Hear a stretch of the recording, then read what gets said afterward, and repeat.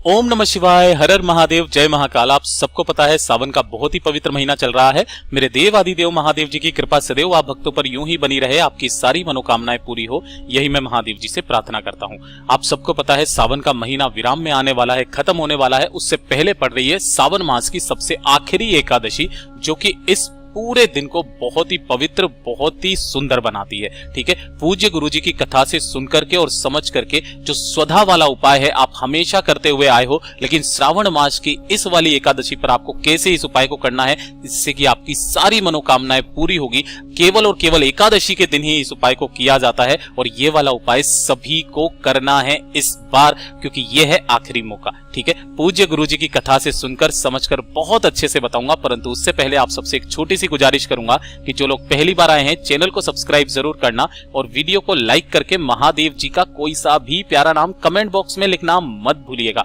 इस वीडियो के अंदर मैं सिर्फ और सिर्फ आपको 2 महा उपायों के बारे में बात करूंगा जो कि आपकी सारी मनोकामनाओं को पूरा जरूर करेगी। जो आप मांगते हो ना वो भी करेंगे। और इस बार पड़ रही है पुत्रदा एकादशी, तो पुत्रदा एकादशी का सबसे सुंदर उपाय जो कि आपको चूकना नहीं है, ये वाला उपाय जरूर करना है, दूसरे नंबर वाला उपाय।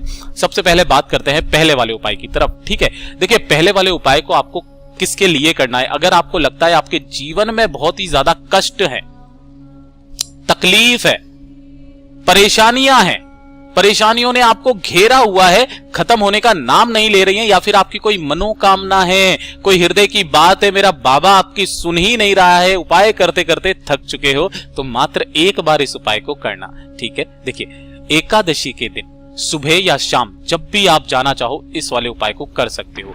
1 लोटा लेना शुद्ध जल अपने घर का, लेकिन ध्यान रखना लोटा होना चाहिए तांबे का। इसके अंदर आपको भरना होगा थोड़ा सा गंगा जल। ठीक है ना भाई, जल तो आप डालोगे, वैसे तो क्रम ये कहता है कि आपको पूरा लोटा गंगा जल का लेना है, लेकिन गुरुदेव ने यह भी बात बताई कि आपके घरों में इतना गंगा जल पवित्र मात्रा में नहीं मिलता है, तो आप अपने घर का शुद्ध जल जो सुबह ताजा जल आता है वो लेना और उसके अंदर 4 से 5 बूंदे आप गंगा जल के मिला लेना। ये इतना पवित्र होता है कि इस पूरे जल को गंगा जल बना देता है। ठीक है, तो इस तरीके से आप 1 लोटा शुद्ध जल ले लेना जिसके अंदर गंगा जल मिलाया है, लेकर के पहुंचना मेरे देव आदिदेव महादेव जी के मंदिर शिवलिंग के पास में, उत्तर दिशा यानी कि नॉर्थ डायरेक्शन की तरफ मुंह करके खड़े हो जाना। देखिए दुनिया में जितने भी तरीके के शिवलिंग है, एक शिवलिंग को छोड़ करके सभी की जलाधारी उत्तर दिशा की तरफ होती है, ये सबको पता है। ठीक है, तो आपको दक्षिण दिशा में खड़ा होना है ताकि आपका मुंह उत्तर दिशा की तरफ हो जाए। ठीक, अब ध्यान से सुनना, दोनों हाथों में आपको वो लोटा जल लेना है जिसके अंदर आपने गंगा जल लिया है, और उस गंगा जल को इस बार आपको जो जल समर्पित करना है इस वाले उपाय में, वो आपको मेरे देव आदिदेव महादेव जी की शिवलिंग पर आपको समर्पित करना होगा एक धारी से, और इसी धार को आगे बढ़ाते हुए कहां तक लेकर के जाना है आपको, माता अशोक सुंदरी के स्थान तक। ठीक है ना, इस तरीके से आपको जल समर्पित करना है। जल की धार टूटनी नहीं चाहिए, दोनों हाथों से आपको करना होगा ओम नमः शिवाय श्री शिवाय नमस्तुभ्यम का स्मरण करते हुए। उसके बाद में आपको अपना दुख दर्द महादेव जी से कह करके, अपनी कामना कह करके 3 बार एक शब्द बोलना है जो है स्वधा स्वधा स्वधा। इस तरीके से 3 बार आपको शिवलिंग को देखते हुए स्वधा शब्द का प्रयोग करना है 3 बार। ठीक है, लेकिन गुरुदेव ने यह भी बात बताया था कि अगर आपके पास में समय है तो थोड़ा सा समय निकाल करके आप मंदिर में जाएं और एक बार आप क्या करना, वहीं बैठ करके उत्तर दिशा की तरफ मुंह करके स्वधा श्रोतम का स्मरण करना। ये स्वधा शब्द का इतना बड़ा प्रावधान है महाराज कि इस श्रोतम का पाठ करने मात्र से 100 बार श्राद्ध करने का और सभी तीर्थों में स्नान करने का पुण्य फल भी प्राप्त होता है।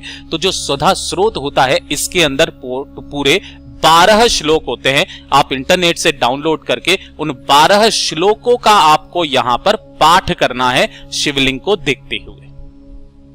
जो भी व्यक्ति मात्र एक एकादशी के दिन इस उपाय को कर लेता है ना, उसके जीवन के सारे कष्ट मेरा हर हर महादेव हर लेता है और उसकी सारी कामनाएं पूरी जरूर होती है। ठीक है, ये है पहला उपाय। अब जो दूसरा उपाय है ना, ये सिर्फ और सिर्फ पुत्रदा एकादशी के दिन ही किया जाता है। यह चीज ध्यान रखना, किसी और एकादशी के दिन नहीं किया जाता है।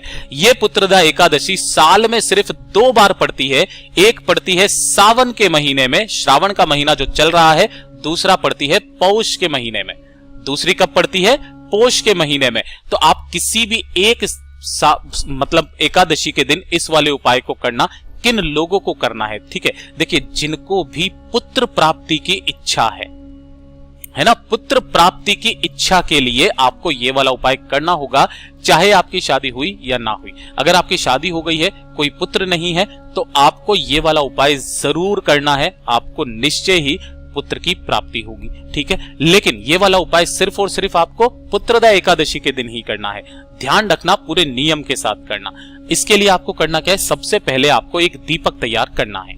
दीपक जो होना चाहिए वो होना चाहिए गाय माता के घी का दीपक।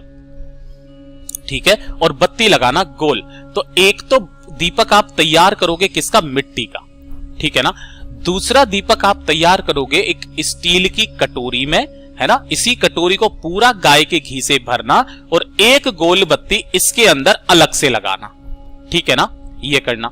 और घर पर बनानी होगी आपको थोड़ी सी खीर, है ना। अब इस खीर के अंदर जितनी आपकी श्रद्धा है उतना मेवा वगैरह आप डाल सकते हो, कोई दिक्कत नहीं है। ठीक है ना, इस तरीके से कर लेना। और अगर आप स्टील की कटोरी ना ले सको तो देखिए इसके लिए भी आप एक मिट्टी का कोई सा भी दीपक ले सकते हो, या फिर कोई दोना आता है ना, उस दोने में भी आप इसे लगा सकते हो। ठीक है, उसी तरीके से एक दोने के अंदर ही आपको खीर भर लेनी होगी और एक जो मिट्टी का दीपक अलग से तैयार किया था, इन सभी चीजों को लेकर के पहुंचना मेरे देवादिदेव महादेव जी के मंदिर शिवलिंग के पास। जितनी भी मेरी माताएं बहनें इस वीडियो को सुन रही हैं, देख रही हैं, पूरे उपाय को बड़े ध्यान से सुनना कैसे करना है। ठीक है, उत्तर दिशा यानी कि नॉर्थ डायरेक्शन की तरफ मुंह करके आपको खड़े हो जाना है। अभी तक आपको कोई दीपक प्रज्वलित नहीं करना है। मेरे देवादिदेव महादेव जी की जो भी आपको पूजा अर्चना करनी है आप कर लेना। करने के पश्चात क्या करना कि जो आपने इस दोने के अंदर एक दीपक लगाया हुआ है गाय के घी का, गोल बत्ती का, और जो एक दोने के अंदर आपने क्या किया हुआ है, थोड़ी सी खीर ली हुई है, इनका आपको शिवलिंग से टच करवा करके शिवलिंग के चारों तरफ जो इस तरीके से बाउंड्री बनी हुई होती है उसी पर आपको समर्पित करना होगा और उस खीर में से थोड़ा सा भोग मेरे देवादिदेव महादेव जी की शिवलिंग पर लगा देना होगा, अपनी कामना कहते हुए। ये चीज ध्यान रखना, पुत्र प्राप्ति की इच्छा की कामना कहते हुए। इतना कर लोगे।